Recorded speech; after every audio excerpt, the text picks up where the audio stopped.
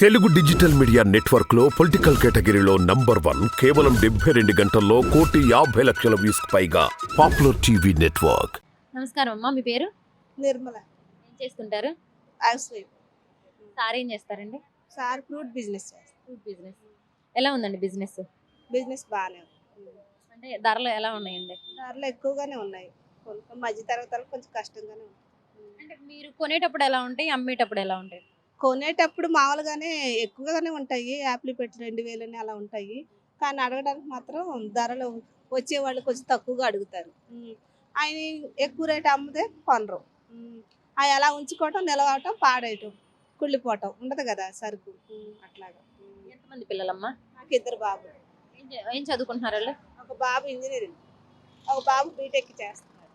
మరి వాళ్ళకి విద్యా దీవెన డబ్బులు పడ్డాయమ్మా? అప్పుడు పడేవి, ఇప్పుడు ఇంకా పడవంట. అయిపోయిందా చదువు? అయిపోయింది. 2 అయిపోయింది. ఇద్దరికి గవర్నమెంట్ నుంచి పడ్డాయమ్మా డబ్బులు? 2కి పడవు.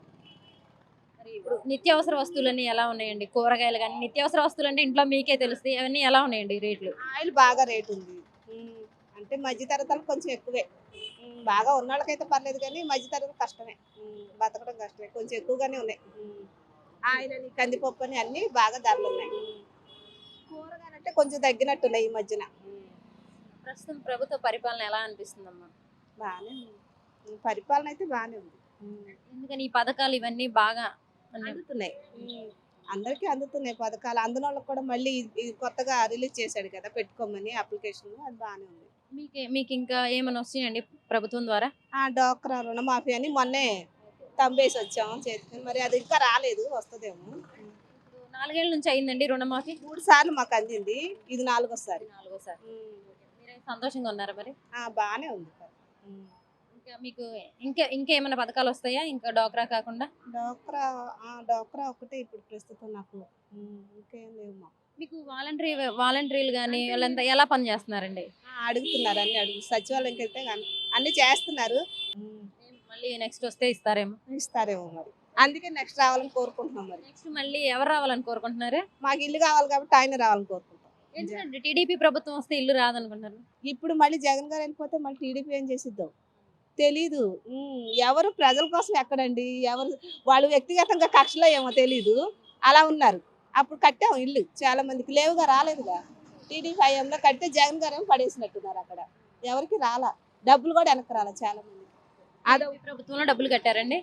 కట్టాము. ఎంత కట్టారండి? ఒక్కొక్క 1,00,000, 2 మా చెల్లె కట్టింది 1,50,000. ఏది రాలేదు.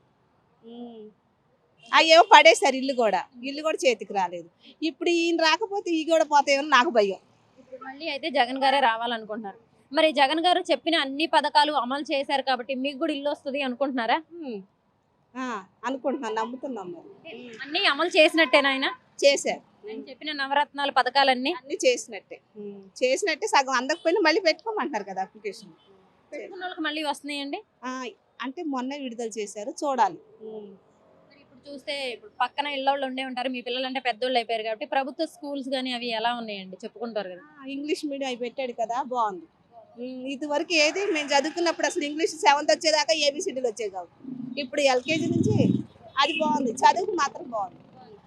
ఏకంటే ఇప్పుడు బాగా ఇంగ్లీష్ ఉంది. ఇక ఉన్న స్కూల్ అక్కర్లా, ప్రైవేట్ స్కూల్ అక్కర్లా, దాంట్లోనే అన్ని నేర్పుతున్నారు. బాగుంది.